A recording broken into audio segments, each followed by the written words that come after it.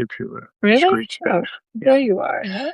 Hi there, everybody. Very good to be with you on our open book. Did you see that Norway-Brazil game? Hi there, darling. Hi there, Sarah O'Brien. Hi there, Carl Atkinson. Hi there, Marianne Baumgartner, Joan Denny, Mark Gladstone, Nan Kuhn. Carol Jones. Long story short. I love that name. Marianne, Oh, Ralph sorry. Rice. There. Are you still in the center? Sorry, I tried to exert a little push on, Editorial influence. and I don't think I improved it. Hello, Ralph Rice. Hi there, Linda Grimm. Hello, Norway. To make a long story short, we had to move some of our books around. We have a leak. Yeah, we have a leak. And I don't mean... We'll see. Yeah. They come on Monday. They come on Monday? Okay. All right. And Coco won at Wimbledon. I did not know that. So I'm going to read Mordecai Richler tonight. I rediscovered his... I love Mordecai Richler. I've talked about that on The Apprenticeship of Judy Kravitz. Maybe we should read during the summer. And then I think his best novel, Joshua Then and Now. Is that because I took all his books Yes, down? absolutely. I took all the books that were first editions. I'm not sure how bad this leak is going to get. Yeah, so, but to be protective, she took down. This is an old paperback copy, reprinting of some of his essays. He was a very funny man and ultimately very wise. Broadsides. And this is going to be about his writing life. Ooh, sorry.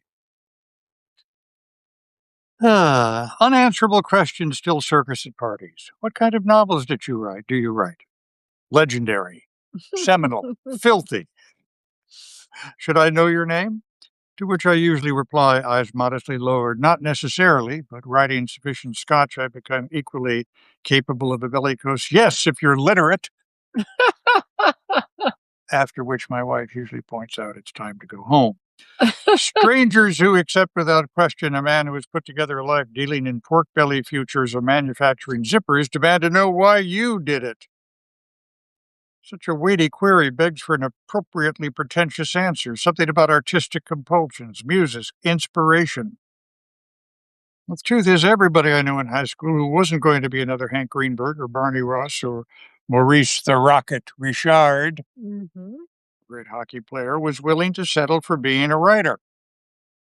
As far as we could make out, Hemingway set his own hours. He seemed to go fishing whenever he felt like it. He was on first-name terms with Ingrid Bergman and Marlene Dietrich. It had to be a good life. What I find more intriguing than why anybody became a writer is how some of the boys at school grew up to be caterers, or frozen chicken breast packagers, or distributors of plate glass windows. And we were sitting on the stoop together, and I was dreaming of diving out of my hotel window to swim across the Grand Canal like Byron, or drinking too much in Hollywood like Scott Fitzgerald, where they secretly pledged to catering the great American bat mitzvah, or freezing the most tasteless chicken breasts, or installing the ultimate plate glass window. The boy who grew up to be the plate glass window distributor, incidentally, is worth further mention. When a sufficient number of orders were not forthcoming, he took to creating instant demand, speeding around Montreal in the early morning hours and heaving bricks through his latest installations. Alas, his initiative earned him 3 years in the slammer. The boys I grew up with are not taken in by my published novels. Looking back, I fear that to begin with, I did not so much want to write as to be a writer. That's quite a distinction. Yeah. On first-name terms, if not with Ingrid Bergman, then at least with Ruth Roman. When I drifted into the Algonquin Hotel, out-of-towners would gawk, nudge each other. Look, it's him. Nowadays, when I read reviews of my work, I secretly believe the worst, but at the time, it never occurred to me that I might fail. Fortunately, every neophyte writer is armored with arrogance. So, however, is many an overlooked middle-aged writer. We read a great deal in literary journals about the unjustly neglected novelist, but seldom a word about the many who are justly neglected. The scratch players brandishing their little distinctions. a translation into Icelandic, a rave review in the University of British Columbia Alumni News. So I would like to say something about Harry. Harry and I were in Paris together in the early 50s, two happy scribblers equally awash in rejection slips, yet both confident that everything was possible. Over the years, however, I won a certain recognition. He didn't, mind you. His novels are still published, if only in Canada, where he sells maybe 1,500 copies. And in one interview after another explains, nothing would make me set my novels in Chicago or New York in order to pursue whorish bestsellerdom. I'm proud to be a Canadian. As impoverished in his 50s as we once were in Paris, Harry subsists on literary scraps. A Canada Council reading tour in the Northwest Territories, the term as literary resource person at obscure Nova Scotia college, putting together an anthology of Canadian writing for Radio Finland. Is also a constant rebuke to me. Do you think Kafka or Martin Buber would have published in Playboy? I tell him certainly not. Then how come I saw your name in the June issue right under the cover girl's left nipple? Or after the publication of Joshua Then and Now, you still call yourself an artist and yet let people take your picture. To which I could at least counter, don't tell me you read People now. Yes, kitsch enriches my work. I'm always careful to take Harry to a second-rate restaurant so as not to flaunt my bourgeois affluence. I drink beer, I don't order cognac or pay with my credit card. I feed him all the bad things that have happened to me recently, but in the end, he still nabs me. There's a magazine in Bulgaria doing a special Canadian issue. The editor's a great admirer of mine. If you let him have a story, I'll send it to him. They only pay $1.75 a page, so you probably aren't interested. Of course I'm interested. I'll send you something as soon as I get home. Do you own it? What? The mansion in Westmount. It's not a mansion, and there's a hell of a big mortgage on it. In the end, he will leave me a copy of his latest novel with Xeroxed endorsements by various professors. With your connections, maybe you can place it for me in New York. I haven't got your knack for marketing myself. Then Mordecai lets us in on his personal story. In 1951, at the age of 19, I dropped out of college and sailed for England on the Franconia. After 2 weeks in London, I moved on to Paris. Devoured Malraux, Hemingway, Céline, Sartre, Camus. Determined to be a real literary man, I was scornful of my own natural materials, 8 Urban Street, considering it far too commonplace for fiction. I mean, I knew people like that. I didn't want to write about them. I wanted to write like Malraux or Hemingway, and unfortunately, that's exactly what I tried in my first novel, The Acrobats, which I published and ever since have cunningly kept out of print. The British publisher, Andre Deutsch, paid me an advance of £100 and Putnam forked me $750 for the American rights. When I applied for a new passport, I no longer described myself as student, but under occupation wrote writer. That myself I added of sorts. I had to force 2 more novels through the hothouse before I found my own voice and wrote The Apprenticeship of Duty Kravitz, which the pillars of Montreal's Jewish community have never forgiven me. Why, I was once asked, couldn't you have given the boy an Italian name? Why? I was asked after a lecture at a suburban synagogue, does everybody hate Sholem Aleichem but hate your guts? Does everybody adore Sholem Aleichem but hate your guts? For all of that, the novel was hardly noticed when it appeared. It sold fewer than 1,000 copies in Canada, maybe 1,200 in the U.S., something like 3,000 in England. 21 years later, after I published Joshua Then and Now, the critic who blasted it in the New York Review of Books redeemed himself to me by observing in passing that Duty Kravitz was a comic classic. Graham Greene once said that so far as critics were concerned, you were a young writer until you were 40, and thereafter a writer who never fulfilled his early promise. But in this game, he might have added, there is nothing like patience. I'm 59 years old now, writes Mordecai Richler. Only yesterday, it seems, my tonsils were plucked out on a dining room table, but now the trendy operation for my age group is open heart surgery, the triple bypass. An ordeal, I suspect, that is not followed by mounds of ice cream consumed on the doctor's orders. The sports and film stars of my adolescence, once indestructible, are now either gone, Pete Reiser, Rita Hayworth, or wheeled out for television commercials promoting Preparation H, Grecian Formula, or Polident.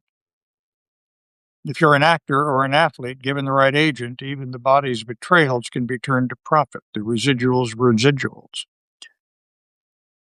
I belong to a generation that sprang to adolescence during World War II. Too young to fight, we were forever shaped by the war all the same.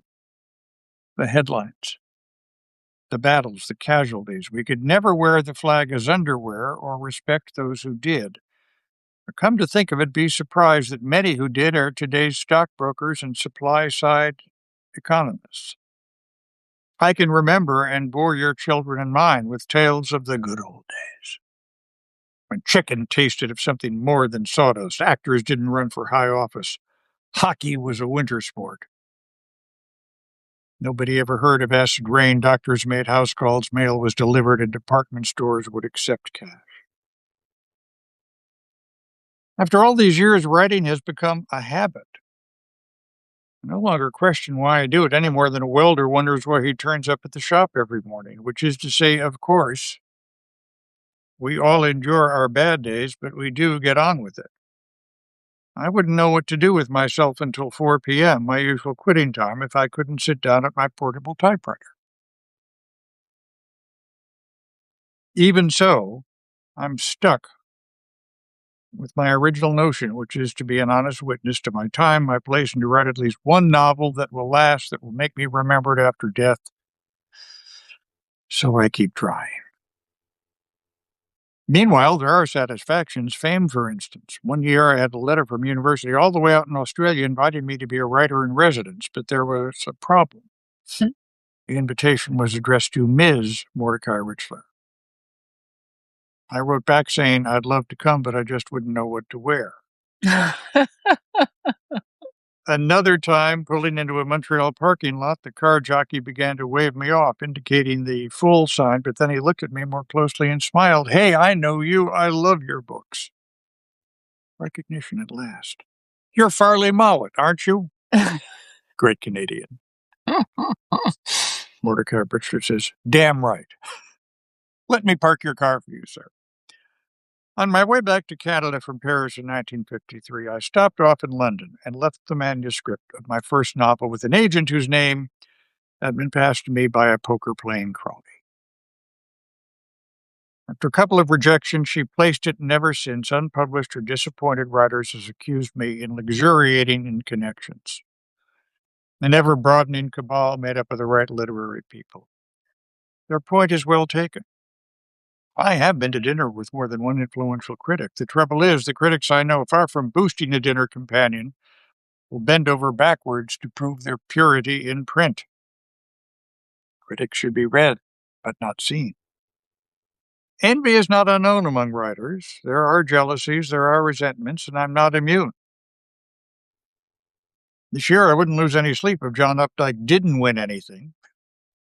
I don't want to read any more about Norman Mailer's $4 million contract. But on balance, I think writers are a much maligned group. I've never been to a dentist who did not firstly denounce the last man to slip a filling into your mouth. From my earliest days, I have benefited from the generosity of other writers. Beyond the cocktail party sniping, there is a commitment to the craft, the tendency to help, and in Norman Mailer's phrase, anybody who is trying to add an inch to the same house.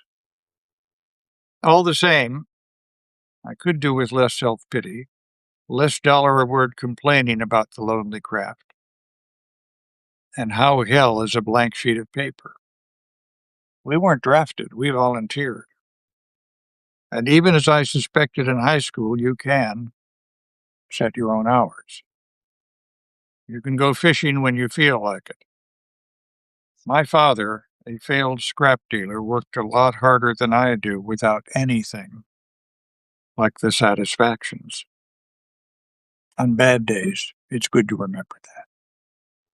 I like it. Isn't that a wonderful Yes, essay? it is. Hemingway Set His Own Hours, Mordecai Richler, the collection of his essays, his broadsides. And this is something he wrote in 1983 for the New York Times. By the way, one of my favorite Mordecai Richler stories, he was on the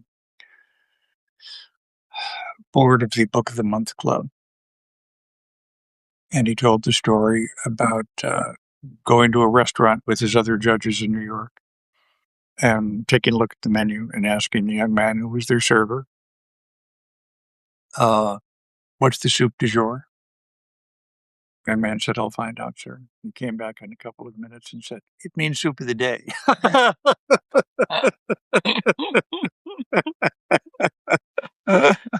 That is funny. I love that. So thanks very much for being on our open book. We do believe we have a guest tomorrow.